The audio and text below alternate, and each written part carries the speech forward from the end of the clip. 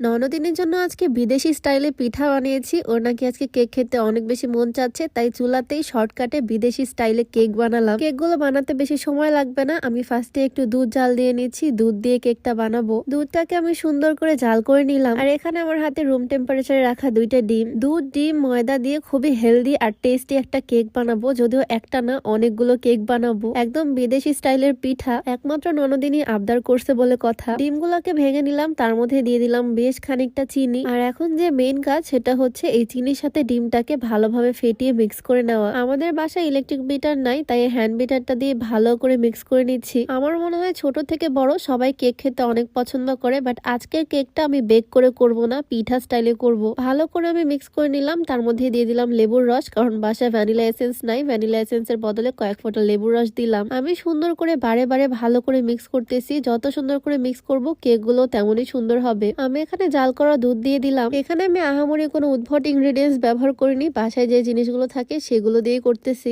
এখানে আমি ময়দা দিয়ে দিচ্ছি 1 বাটির মতো। আমার কোনো মেজারমেন্ট এখানে নাই, চোখের আন্দাজে দিচ্ছি। বেশ খানিকটা বেকিং পাউডার দিয়ে দিলাম, তারপরে দিচ্ছি অল্প একটু লবণ। এতক্ষণে হয়তো সবাই বুঝতে পারতেছো আমি আসলে বানাবো প্যানকেক, যেটাকে আমি বলতেছিলাম বিদেশি পিঠা। এই প্যানকেক জিনিসটা ইউরোপ আমেরিকাতে খুবই চলে, বাট আমাদের এদিকে খাওয়ার তেমন প্রচলন নাই। তো সবকিছু মিক্স করে নিয়ে তার মধ্যে আমি দিয়ে দিলাম সয়াবিন তেল, মানে রান্নার নর্মাল তেল। ডোটা যদি মাখানোর সময় দেখি বেশি ঘন হয়ে গেছে তবে একটু দুধ অ্যাড করে নিব, আর যদি দেখি বেশি পাতলা হয়ে গেছে তবে একটু ময়দা দিয়ে ভালোভাবে ব্যালেন্স করে নিব। আজকের ভিডিওটা মনোযোগ দিয়ে দেখলে তোমরা বাসায় ইজিলি অনেক অনেক প্যানকেক বানাতে পারবে খুবই কম সময়ে, একদম সহজ কিছু ইনগ্রেডিয়েন্টস দিয়ে। তো চুলায় আমি প্যান বসিয়ে দিলাম, এদিকে আমার ডোটাও একদম রেডি। এখন জাস্ট কেকগুলো বানিয়ে নেওয়ার পালা। তার আগে তোমাদেরকে একটু বলে নিতে চাই, তোমরা যারা লম্বা হতে চাও, উচ্চতা বাড়াতে চাও, তোমরা চাইলে এই হাইটেক্স ফর্মুলা প্রোডাক্টটা ট্রাই করতে পারো। এটা বাংলাদেশের বিএসটিআই কর্তৃক অনুমোদিত হয়। এটা একদম সেফ, কোনো রকমের সাইড ইফেক্ট নাই। এটা মূলত হাড়ের বৃদ্ধির মাধ্যমে উচ্চতা বৃদ্ধি করে আর হাড়ের শক্তি বৃদ্ধি করে। এটা হরলিক্স কমপ্ল্যানের মতো, এটা কোনো ওষুধ না, এটা একটা খাবার সাপ্লিমেন্ট। এটা ছেলে মেয়ে যে কেউ খেতে পারবে। এটা তোমরা অর্গানিক শপ 0.2 ফেসবুক পেজ থেকে পেয়ে যাবা, তাদের পেজটা আমার ডেসক্রিপশনে মেনশন করে দেওয়া থাকবে। যাই হোক, এদিকে ডোটাও একদম রেডি, আর প্যানটাকে একদম লো হিটে রেখে আমি মাঝখান বরাবর এই ডোটা দিয়ে দিলাম। এটাকে ছড়িয়ে দেওয়ার কোনো দরকার নেই, আপনা আপনি গোল শেপে ছড়িয়ে যাবে। এটা একদম লো হিটে কিছুক্ষণ থাকলে ওপর দিয়ে ফুটা ফুটা বুদবুদের মতো উঠবে। ঠিক সেই সময় আমি এটাকে উল্টে দিচ্ছি। দেখো কালারটা কি সুন্দর পারফেক্ট আসছে। আর কয়েক সেকেন্ড এপাশে রেখে আবারও উল্টে দিলাম। এই তো এই প্রসেসে আমার প্যানকেকটা একদম রেডি। সেম ভাবে আমি সবগুলো প্যানকেক তৈরি করে নিচ্ছি। আমার 1 বাটি ময়দা দিয়ে আর 2টা ডিম দিয়ে দেখো কতগুলো কেক রেডি হয়ে গেল।